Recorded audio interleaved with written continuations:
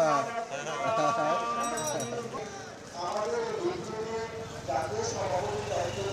অবস্থা ভাই।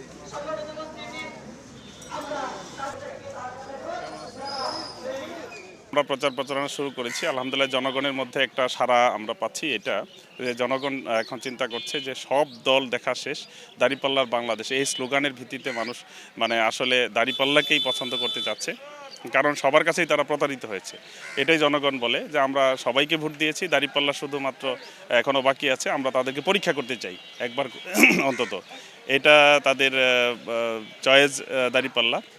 পাশাপাশি আমরা যেটা দেখছি যে এখানে সন্ত্রাসী, চাঁদাবাজি এবং নিরাপত্তা, ব্যবসায়ীদের নিরাপত্তার জন্য তারা দাঁড়িপাল্লাকে বেছে নেবে বলে আমরা মনে করি। প্রচার প্রচারণার ক্ষেত্রে সমস্যা আমরা এখনও দেখছি না, তবে আমরা শঙ্কা কাজ করে আমাদের মধ্যে যেই শঙ্কাটা আছে সেটা জনগণের কাছে গেলে বোঝা যায় যে সেই 17 বছর যেভাবে ভোট কারচুপি হয়েছে, প্রশাসনিক কারচুপি, এইটা আশঙ্কা করে আমাদেরকে বলে যে আপনারা ভোট রক্ষা করতে পারবেন কিনা। যদি ভোট রক্ষা করতে পারেন তাহলে ইনশাআল্লাহ দাঁড়িপাল্লার বিজয় সুনিশ্চিত।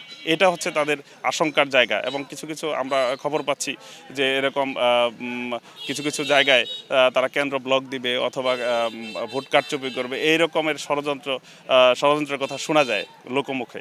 তো এইটার ব্যাপারে আমরা প্রশাসনের দৃষ্টি আকর্ষণ করছি, প্রশাসন যাতে নিরপেক্ষ ভূমিকা রাখে এবং তাদের ব্যাপারে মানে সচেষ্ট থাকে।